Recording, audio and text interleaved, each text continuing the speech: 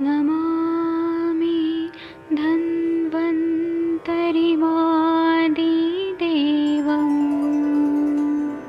सुरासुरैर्वन्दितपादपद्मम् लोके जरामृत्युनाशम्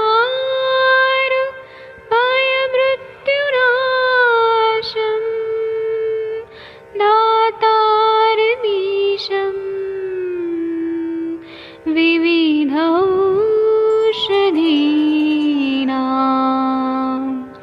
शङ्खं चक्रं जलौकां दधतं मृतघटं चारुतोर्भैश्चतुर्भिः सूक्ष्मस्वरादिरुक्तं शुकपरिविलसन् मौलिमम्भोर्जनेत्रम् कालाम्बोदोज्ज्वलाङ्गं कटितटविलसत् चारुपीताम्बराटम् वन्दे धन्वन्तरिं तम् निखिलगगनेकं प्रौढदावाग्निनीलम्।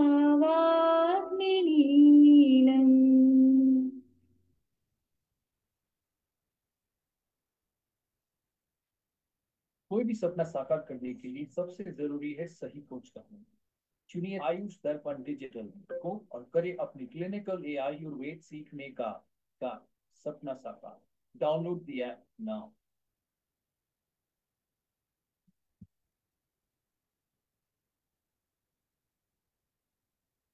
नमस्ते, प्रणाम आप सभी को। मैं वैद्य नवीन जोशी आप सभी का आज के हमारे इस सत्र में बहुत बहुत स्वागत करता हूं, अभिनंदन करता हूं। हमारा ये सत्र रोज 7 बजे होता है और हमने ये प्रयास किया है कि हम इस सत्र के माध्यम से जो छोटी छोटी जो चीजें हैं, छोटी छोटी जो दवाएं हैं, उसके बारे में आपको बताएं, ताकि हमारे जो वैद्य हैं उन सभी का ज्ञानवर्धन हो। वो बनाने के तरीके आपको बताएं, उनके बनाने के तरीके आपको सिखाएं, और आप अपनी क्लिनिकल प्रैक्टिस में इन दवाओं का प्रयोग करके आप अपनी प्रैक्टिस को ज्यादा बेहतर बना सकें। हमारा यही जो है प्रयास है। और आपको हमारा ये प्रयास कैसा लग रहा है, आप जरूर हमें चैट बॉक्स में लिखिएगा। हमारे साथ जैसा कि मैं देख पा रहा हूँ जूम पे इस समय में वेबिनार में तकरीबन 300 स्टूडेंट जुड़े हुए हैं जो कॉलेजेस के हैं। और मैं आप सभी से अनुरोध करता हूँ कि आप अपने सवाल जो है वो चैट बॉक्स में रखिएगा। ज्यादा लंबा ये सत्र नहीं होगा, आधे घंटे में हम इसको समाप्त करेंगे।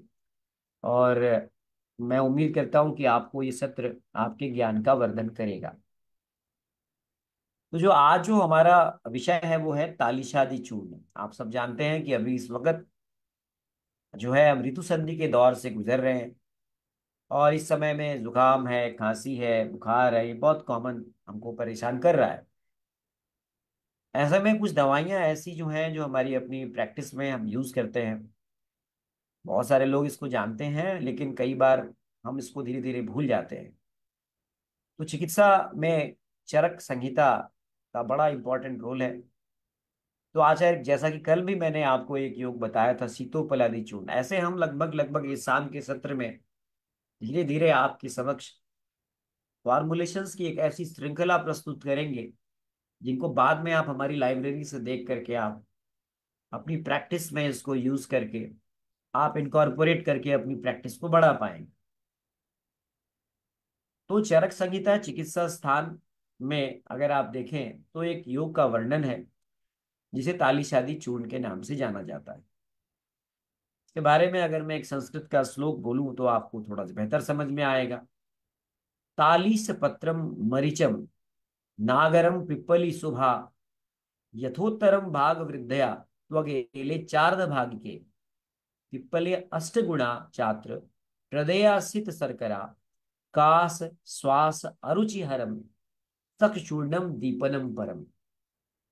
आगे कहते हैं हृत पांडु गृहिणी दोष शोष प्लीह जरापहम वम्य अतिसार सुलग्नम मूढ़ वातानुलोमन।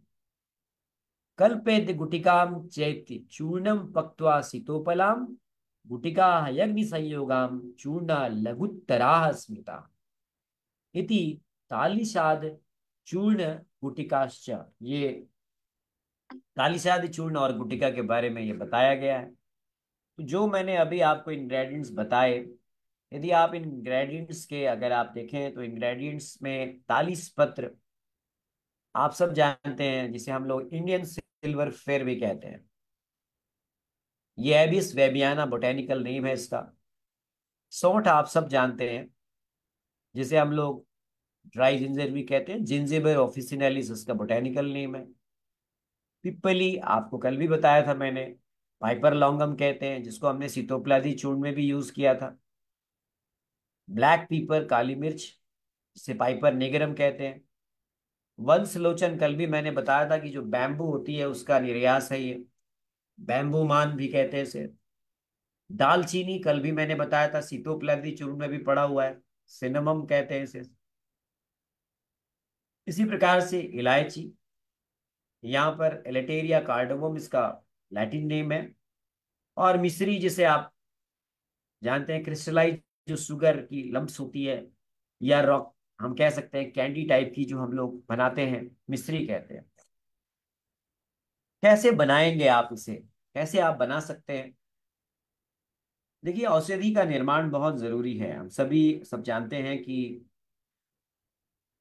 आप अगर अपनी औषधियों का निर्माण स्वयं करते हैं तो आप एक अच्छे वैद्य के रूप में स्टैब्लिश होते हैं। मेरा खासकर यहाँ पर बहुत सारे वैद्य जो मेरे साथ में यहाँ पे जुड़े हुए हैं, करीब मैं देख रहा हूँ कि 350 के करीब लोग यहाँ जूम पे ज्वाइन है वेबिनार में। आप अपने चैट बॉक्स में अपने क्वेश्चंस रखिएगा, आपके बहुत सारे चैट्स आ रहे हैं, तो आप वहां पर अपने क्वेश्चंस रखिएगा। मैं कुछ सिलेक्टेड क्वेश्चंस ही लूंगा इसमें। और अगर आप में से कुछ ज्वाइन नहीं कर पा रहे हैं तो ये हमारा सेशन जो है ये फेसबुक पे लाइव है, और बाद में आधे घंटे के बाद ये यूट्यूब पे भी लाइव स्ट्रीमिंग जाएगा। तो आपने क्या करना है, जो मैंने ये सारे द्रव्य आपको बताए, तालीस पत्र, शुंठी, पिप्पली, ब्लैक पीपर जो है, वंशलोचन, ब्लैक ब्लैक पेपर काली मिर्च, दालचीनी, इलायची, और जो मिश्री है रॉक कैंडी, जिसे हम कहते हैं क्रिस्टलाइज शुगर लम्प, इन सबको आपने साफ करना है। सूखा हुआ ये द्रव्य लेना है और इन्होंने सेपरेटली ग्राइंड कर देना है आपने। कैसे ग्राइंड करना है, तो उसका एक रेशियो है। अगर आपको इसका एक जो है रेशियो बताया गया है, आप इस रेशियो के में आप इसको जो है मिला सकते हैं। मैं वो रेशियो आपको बता देता हूँ। ये रेशियो है, आपको और भी इसके रेफरेंसेस हैं अगर आप देखेंगे, लेकिन ध्यान रखिएगा जो भी मैं आपको बता रहा हूँ ये सभी जो है इसका प्रयोग जो है आप चिकित्सक के निर्देशन में ही करेंगे। ऐसे आप स्वयं इसका निर्माण करके स्वयं इसका प्रयोग ना करें। डेफिनेटली आप ध्यान रखिएगा इस बात का। इसके बहुत सारे रेफरेंसेस हैं, अब मैं आपको कुछ रेफरेंसेस और भी शेयर कर देता हूँ जो अलग अलग आचार्यों ने बताए हैं। और ये रेफरेंसेस आपके लिए इंपॉर्टेंट हो सकते हैं, अगर आप न्यू कमर हैं तो आपको जानना चाहिए। इसमें जो है एक रेफरेंस है, तालिस पत्रम मरीचम नागरम पिप्पली सुभा यथोत्तरम भाग वृद्ध्या त्वग एले चार्ध भागी के। देखिए यहाँ पे भाग कितना लेना ये भी बताया है। तदुच्यम दीपनम चूर्णम कस कड़ा अष्ट गुणम सरकरम कास श्वास अरुचि छर्दी प्ली हृत पार्श्व शूलन पांडु ज्वर अतिसारम मूढ़ वातानुलोमनम। एक संदर्भ ये हमारे पास ये भी आता है। इसी प्रकार से और भी संदर्भ आते हैं। तालिस श्वास कासग्नम दीपनम श्लेष्म पित्तजित मुख रोग हरम हृदम सुपुत्रम पत्र समृतम। ये धन्वंतरी निघंटु में है। भाव प्रकाश में यही कहा है, तालिस पत्रक भावे स्वर्ण ताली प्रशस्यते भांग्य भावे तु तालीसम तालीसम लघु तीक्ष्णोष्णम श्वास कफानिलान निहंत अरुचि गुल्माब बहनी मांद शयामयान। आगे कहते हैं, भाव प्रकाश में आया है। राज निघंटु में आप देखें तो यहाँ कहते हैं, तालीस पत्रम तिक्तोष्णम मधुरम कफवातनुत कास हिक्वा क्षय श्वास क्षर्दि दोष विनाश कृत। तो ये मैंने आप लोग कुछ संदर्भ बताए जो तालीस आदि चूर्ण के बारे में बताए गए हैं। इनके रेफरेंसेस मैंने आपको दिए। तालीस आदि चूर्ण को लगभग लगभग आपको बनाने का मेथड ऑफ प्रिपरेशन अगर आप मुझसे पूछें तो डेफिनेटली आप इसको एक साथ भी मिला सकते हैं, लेकिन आपने इसकी जो मात्रा शास्त्र में बताई है वो आपको, मैंने अभी आपको सूत्र रूप में उसको मैंने एक्सप्लेन किया कि आप उसको सूत्र रूप में आप किस प्रकार से मिलाएंगे और किस प्रकार से बनाएंगे। पहले तो आप इसके इंग्रेडिएंट्स को इकट्ठा करिए। ये जो है इसको इकट्ठा करिए। इसमें ये सभी औषधियाँ आपको मिल जाती हैं और ये औषधियाँ सरलता से मिल जाती हैं। मैं प्रयास कर रहा हूँ कि मैं आपको इसका बनाने के साथ साथ इसकी जो है आ, इसके कुछ इंग्रेडिएंट्स के कुछ आपको और भी डिटेल्स आपके साथ शेयर करूं। तो डेफिनेटली इसमें बनाने के लिए क्या है, आपको कुछ नहीं करना है। आपने इसको तालीशादी चूर्ण आपको बनाना है, तो आपने सबसे पहले मैंने बताया आपको कि तालिश पत्र इसका मुख्य इंग्रेडिएंट है। तो आपने तालिश पत्र आप और बाकी जो इसके इंग्रेडिएंट हैं इनको आप जो है वो बताए गए रेशियो में आप मिलाकर इसको आप इसका निर्माण कर सकते हैं। यह एक चूर्ण के फॉर्म में आप इसको दे सकते हैं। ये बहुत ही इंपॉर्टेंट है, बहुत ही बेनिफिशियल है। फिर से मैं आपको रिपीट कर दूं कि इसमें 8 इनक्रेडिबल हर्ब्स हैं जो आपके किचन में भी मिल जाती हैं। तालीस पत्र है, ब्लैक पेपर है, पिपली है, वंशलोचन है, इलायची है, दालचीनी है, मिश्री है। और अगर आप इनके प्रभाव देखेंगे तो ये सारे ब्रोंकोडायलेटर हैं, एक्सपेक्टोरेंट हैं, एंटी इन्फ्लेमेटरी हैं, म्यूकोलाइटिक हैं, एंटी माइक्रोबियल हैं, कार्मिनेटिव प्रॉपर्टीज रखते हैं। और इससे हम बहुत सारी कंडीशन जैसे हुपिंग कफ है, सोर थ्रोट है, जैसे ब्रोंकाइटिस है, इंडाइजेशन है, गैस्ट्राइटिस है, आईबीएस की प्रॉब्लम है, लॉस ऑफ एपेटाइट है, इन सबको हम इसमें प्रभाव हम इस सब का प्रभाव हम इसमें देखते हैं। सब में इसके प्रभाव हमें प्राप्त होते हैं। अब इसमें देखिए आचार्यों ने थोड़ा बहुत जो है इसके निर्माण में जो रेशियो बताया है, और ये बहुत इंपॉर्टेंट है, आपको द्रव्यों के क्या रेशियो लेने हैं। तो इसमें डेफिनेटली आपको ये भी ध्यान रखना है कि संदर्भों के अनुसार जो है आप अगर देखेंगे तो इसके अलग अलग रेशियोज बताए हैं, लेकिन जो संदर्भ मैंने आपको यहाँ बताया ये आपको इनमें से आपको इन इंग्रेडिएंट्स को इसी आपको रेशियो में मिलाना है। ये जो हमारी जो औषध है इसमें तालीस पत्र जो है जिसे एबिस वेबियाना हम कहते हैं, अगर आप परसेंटेज वाइज निकालें कैलकुलेट करके, तो जैसा कि आप फार्मास्यूटिकल केमिस्ट्री में आप किस रेशियो में मिलाएंगे ये बड़ा इंपॉर्टेंट होता है। तो आपने 2.21%, अगर हम परसेंटेज वाइज निकालें, अगर हम भाग बोलूंगा तो कई लोग कंफ्यूज हो जाएंगे। तो 2.21% जो है जिसे एबिस वेबियाना कहते हैं, तालीस पत्र कहते हैं या इंडन सिल्वर कहते हैं, उसको 2.21% की रेशियो में रखना है। 6.63% के रेशियो में आपने शुंठी या अदरक रखना है, जिसे बोटेनिकली हम जिंजीबार ऑफिसिनल कहते हैं।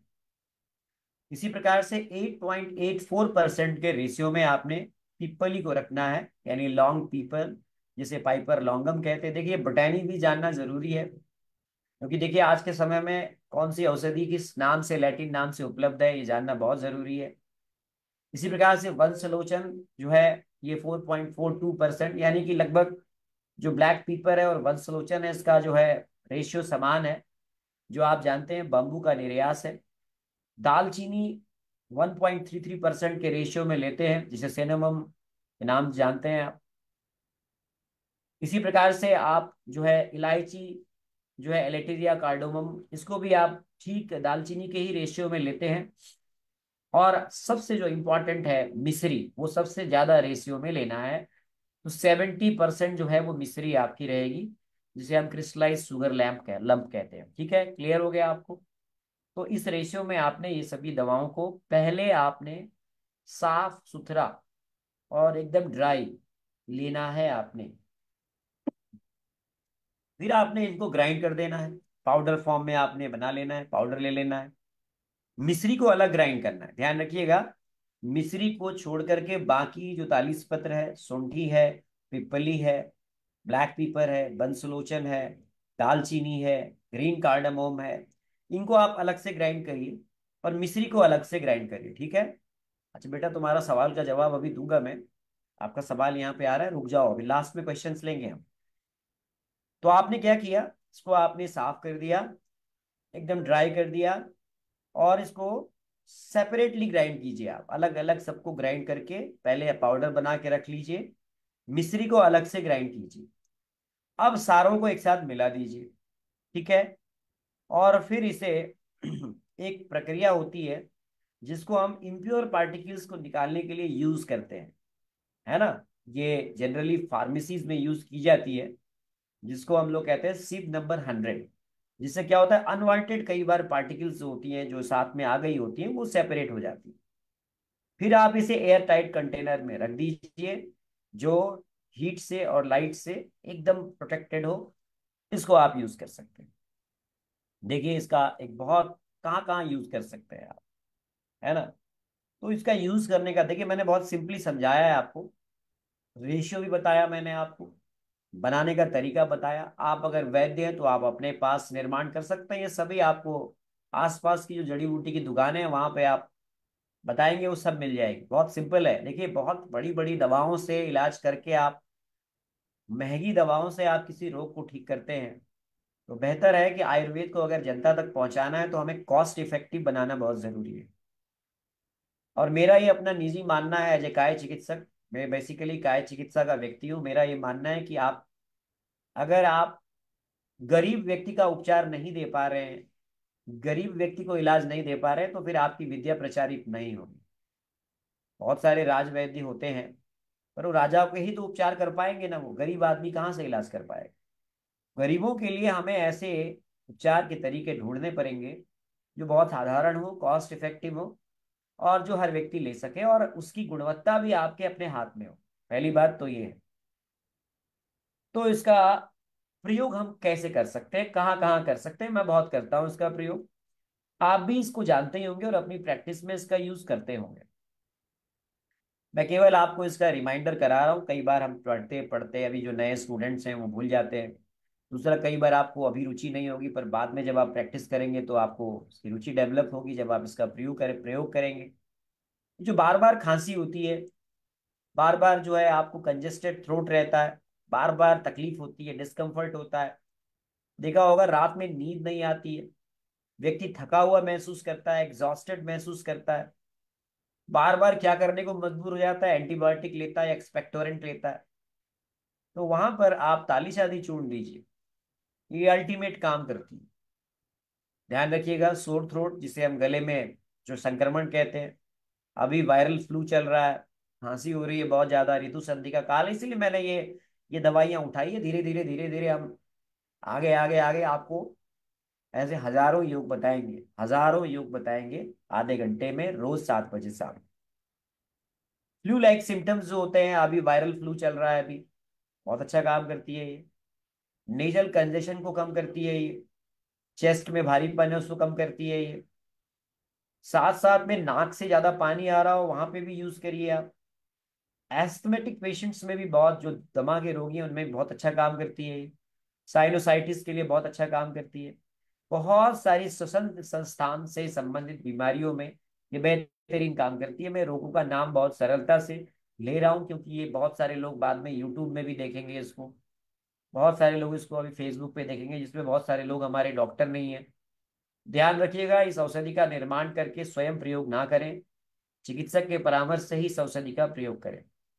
आइए हम अब आपके बुखार में आप इसका बहुत अच्छा प्रयोग कर सकते हैं। ये कई बार हमने देखा है, ये एंटीपायरेटिक यानी कि संताप को कम करने वाली औषधि के रूप में भी काम करता है।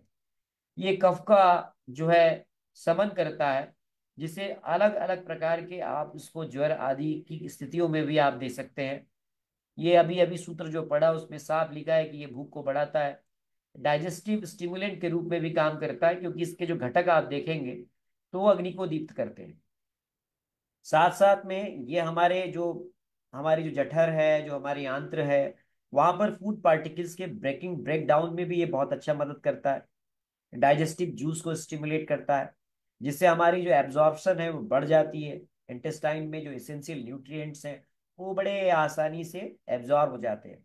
साथ साथ में कई बार गैस बनती है, अपान वायु ऊपर की तरफ आती है, तो वहां पर एब्डोमिनल जो पेट में जो खिंचाव होता है, एब्डोमिनल डिस्टेंशन कहते हैं, वहां पे भी आप इसका यूज कर सकते हैं। कब्ज में, कॉन्स्टिपेशन में आप इसका, ब्लोटिंग होती है वहां यूज कर सकते हैं। गैसियस क्रैम्प्स है वहां यूज कर सकते हैं।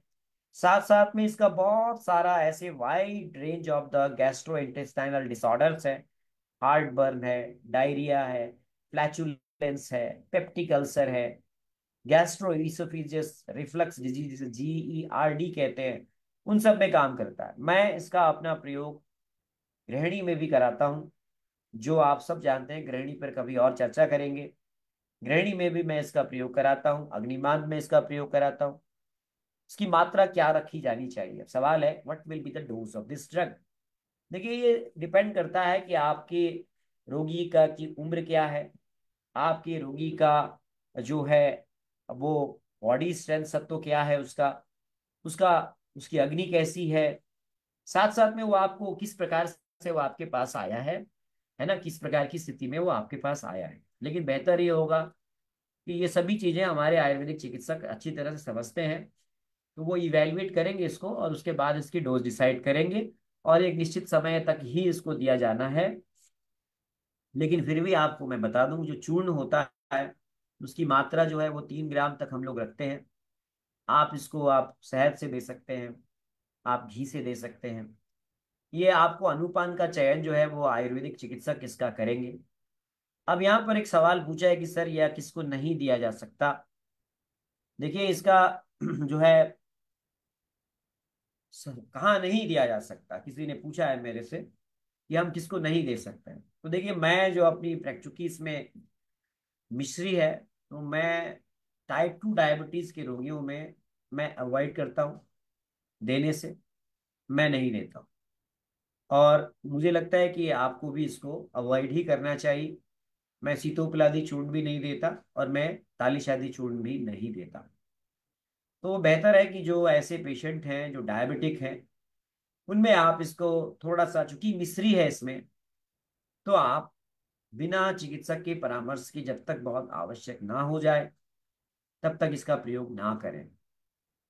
अब इसमें दूसरा सवाल किसी ने पूछा है कि सर प्रेगनेंसी में दे सकते हैं क्या, किसी ने पूछा है, कल भी मुझसे पूछा था, वही सवाल आज भी आपने रिपीट किया है।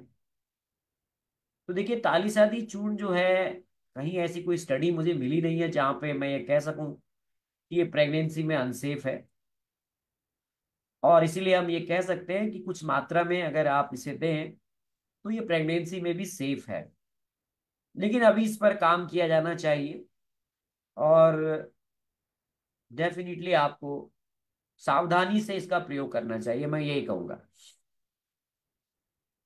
अभी एक सवाल आया है कि सर जो आजकल जो तालीशादी चूर्ण मिलता है उसमें क्या ये घटक मिलाते हैं? देखिए, इनमें से सारे चीजें तो मिल जाती हैं, ऐसा तो कुछ है नहीं इसमें, कोई कोई ऐसी औषधि है नहीं जिसका हम जो है जिसको कहते हैं ना रिप्रेजेंटेटिव ड्रग्स लें हम, तो ये सभी मिल जाती हैं। तो मुझे लगता है कि जो भी फार्मास्यूटिकल कंपनीज इसको बना रही है वो अच्छी ही बना रही है ना। तो इसीलिए मैं ये नहीं कह सकता हूँ कि ये आपको ये दवाइयों का कुछ सब्स्टिट्यूट यूज हो रहा होगा। लेकिन ये एंटी इन्फ्लेमेटरी है, एंटी हिस्टेमिनिक है, और डाइजेस्टिव है, एक्सपेक्टोरेंट है, एंटीबैक्टीरियल है। तो आप इसका प्रयोग बड़े आराम से चिकित्सक के परामर्श के अनुसार, यदि आप चिकित्सक हैं तो अपने रोगियों में, और अगर आप एक रोगी हैं तो अपने चिकित्सक के परामर्श अनुसार ले सकते हैं। ध्यान रखिएगा। अगर आप कुछ लोग पूछ रहे हैं यहाँ पे कि सर दूसरी दवाओं के साथ में क्या इसका प्रयोग किया जा सकता है, बिल्कुल किया जाता है, हम लोग देते हैं। चितोपलादी चूर्ण के साथ तालीशादी चूर्ण हम लोग मिक्स करके देते हैं। तो हम लोग इसका प्रयोग दूसरी अन्य औषधियों के साथ भी इसका प्रयोग कराते हैं। इसलिए मैं ये नहीं कहूंगा कि हम इसका प्रयोग नहीं करते हैं, हम लोग इसका प्रयोग करते हैं, और डेफिनेटली इसके हमें रिजल्ट्स भी अच्छे मिलते हैं। और आपका कोई सवाल है तो आप पूछिए, आप अपने सवाल हमसे चैट बॉक्स में यहाँ पे पूछ सकते हैं। आप के सवाल यहाँ पे आ रहे हैं। हाँ जी, हाँ जी। अच्छा, एक सवाल आया, बहुत बेहतरीन सवाल आया है कि तालीस तालिशादी चूर्ण का प्रयोग अष्टांग हृदय चिकित्सा स्थान 7वें अध्याय 85वीं 85 नंबर सूत्र पे ये कहा गया है कि इसका प्रयोग जो है, अच्छा मैं देखूंगा इसके बारे में। अल्कोहल, इससे पहले अल्कोहल लेते तो ताली शादी चूर्ण अच्छा एब्जॉर्ब होता है और शराब से बेहतर आनंद प्राप्त करने में मदद करता है। यह अष्टांग हृदय चिकित्सा स्थान 7वें अध्याय के 85वें सूत्र में लिखा हुआ है। देखिए, ये मैं शराब पीने को मैं सपोर्ट नहीं करता। तो मैं शराब पीने में इससे आनंद बढ़ जाता है। पता नहीं कहाँ से आपने इसको देखा है। मैं देखूंगा, आप शायद शायद हो सकता है कि सूत्र का कुछ मिस अर्थ आप निकाल रहे हो, कुछ अलग अर्थ निकाल रहे हो। अवशोषण में मदद करता होगा ये, लेकिन इसके कारण हम ये नहीं कहेंगे कि आप थाली शादी चूर्ण लेने से पहले आप जो है शराब पिए। ये मेरा आपको कतई ये सजेशन नहीं होगा, ठीक है। तो ये आपका प्रश्न ही मुझे लगता है कि सही नहीं है। आपने शायद जो है कुछ गलत समझ लिया है। ताली शादी चूर्ण से लेने से पहले शराब पीना, ये अष्टांग हृदय में ऐसा कुछ नहीं बताया है। वो अवशोषण के संदर्भ में बताया होगा, और हमारे यहाँ मद्य को औषधि के रूप में तो बताया गया है कई ऐसी उसमें। लेकिन जो आप जिस शराब की बात कर रहे हैं उस शराब से इसका कोई संबंध नहीं है। यहाँ पर एक सवाल आया है कि सर, एलोपैथिक दवाओं के साथ हम अगर इसे ले रहे हैं तो क्या ये रिएक्ट कर सकती है?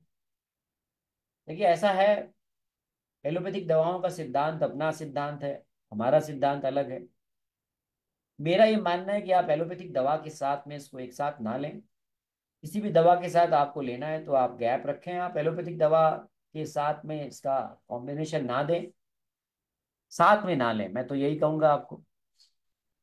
एक सवाल आया, किसी होम्योपैथिक डॉक्टर ने यहाँ पे पूछा है कि क्या होम्योपैथिक दवा के साथ इसका इस्तेमाल किया जा सकता है। देखिए, अभी तक जो रिसर्च है उसमें होम्योपैथिक दवा के साथ इसकी कोई ऐसी प्रतिक्रिया नोन टू नहीं है। लेकिन हाँ, हम ये कहेंगे कि होम्योपैथी का भी अपना एक सिद्धांत है कि आप आधे घंटे पहले और आधे घंटे बाद कुछ न खाएं।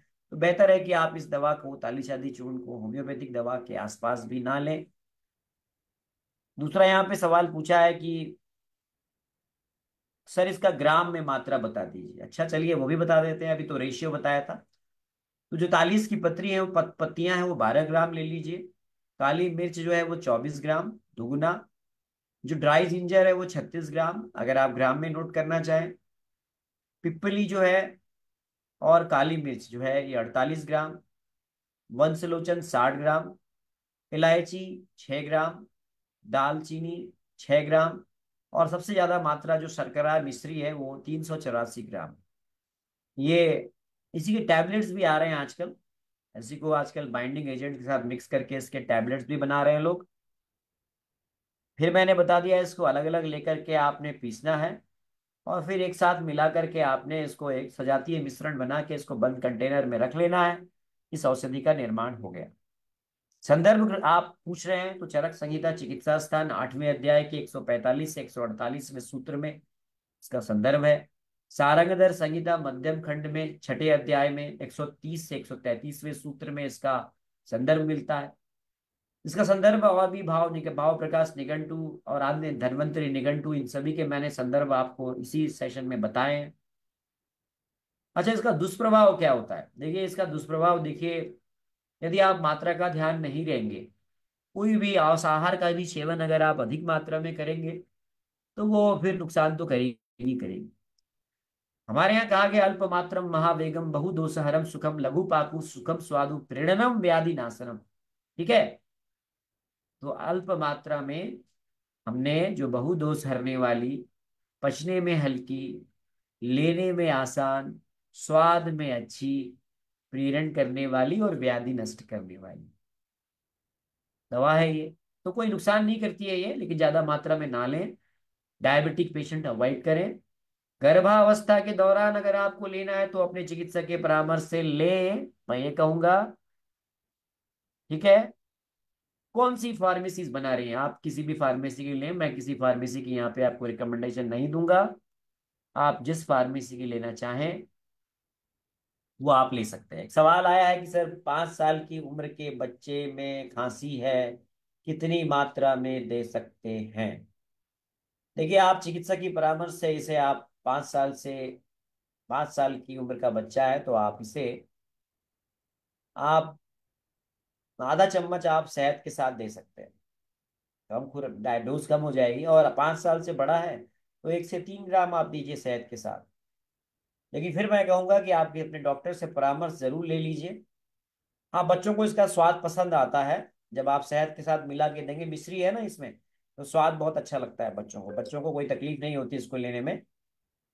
और डेफिनेटली इसमें कुछ आपको अनुसंधान भी है, जो मैं एक आपको अनुसंधान बता देता हूँ। मेरा जो सेशन है इसमें मैं जो आयुर्वेदिक ड्रग्स पे, जो आयुर्वेदिक दवाओं पे जो रिसर्च हुई है वो भी मैं बताता हूँ। कल भी मैंने आपको तालिश आश्रितोपलादी चूर्ण पर जो अभी तक रिसर्च हुई है उसके बारे में बताया था। तो इसका एक स्टडी हुई है जिसमें इसकी टॉक्सिसिटी को टेस्ट किया गया है, और ऐसा देखा गया है कि इसमें कोई टॉक्सिक लेवल, कोई टॉक्सिसिटी नहीं होती, और किसी भी शरीर के अंग पर कोई विषाक्तता नहीं पाई गई है। ये अध्ययन जो है ये American, Indo American journal of pharmaceutical science में प्रकाशित हुआ है। आप इसे सर्च कर सकते हैं। तो मेरा आपसे अनुरोध है कि आप इस औषधि का निर्माण स्वयं करें। यह अत्यंत सुरक्षित औषधि है, बहुत ही सुंदर औषधि है, चरक संहिता में इसका संदर्भ है। आपके कैसा लगा आपको हमारा ये सत्र, अपनी प्रतिक्रियाएं जरूर लिखिएगा हमें। आप कमेंट बॉक्स में, आपके बहुत सारे कमेंट्स आए हैं, मैं माफी चाहता हूं मैं आपका उत्तर नहीं ले पाया जूम पे। मैं कल आपके साथ फिर से जुड़ूंगा। कल रविवार है, कल तो नहीं, परसों मैं जुड़ूंगा। और आयुष दर्पण के फेसबुक पेज पर ये लाइव है, अभी कुछ देर बाद यूट्यूब पे भी जाएगा। और आप जूम में 500 लोग मेरे साथ जुड़े हुए हैं, स्टूडेंट्स हैं। देखिए, मेरा ये प्रयास है कि मेरे हमारे जो स्टूडेंट्स हैं, जो मेरे साथ आयुष दर्पण में हमारे ऐप पे भी ये लेक्चर्स चल रहा है, ऐप पे हमारे 15,000 से ज्यादा स्टूडेंट जुड़े हुए हैं हमारे। तो मैं उनमें से जितने भी लोग यहाँ जुड़े हुए हैं, जो बाद में इसको यूट्यूब पे देख रहे हैं, फेसबुक पे देख रहे हैं, मैं उनसे यही अनुरोध करूंगा कि आयुर्वेद को सरल और सुगम्य बनाना है तो हमें इसे अपने चिकित्सकों के पास में पहुंचाना है। तो उनको इसकी गुणवत्ता, इसके निर्माण की प्रक्रिया, इसमें पड़ रहे घटक द्रव्यों के बारे में जानकारी बहुत चाहिए। बहुत बहुत धन्यवाद, आप सभी को प्रणाम। मैं वैद्य नवीन जोशी आज आपसे विदा लेता हूँ। फिर से आपके समक्ष 7 बजे शाम को उपस्थित होऊंगा। आप अपने प्रश्न, अपनी प्रतिक्रियाओं के माध्यम से यहाँ चैट में लिखते रहेंगे, और आप इस हमारे इस सत्र के बारे में अपने सुझाव भी देंगे। बहुत बहुत धन्यवाद, सभी को प्रणाम, नमस्ते, थैंक यू, धन्यवाद।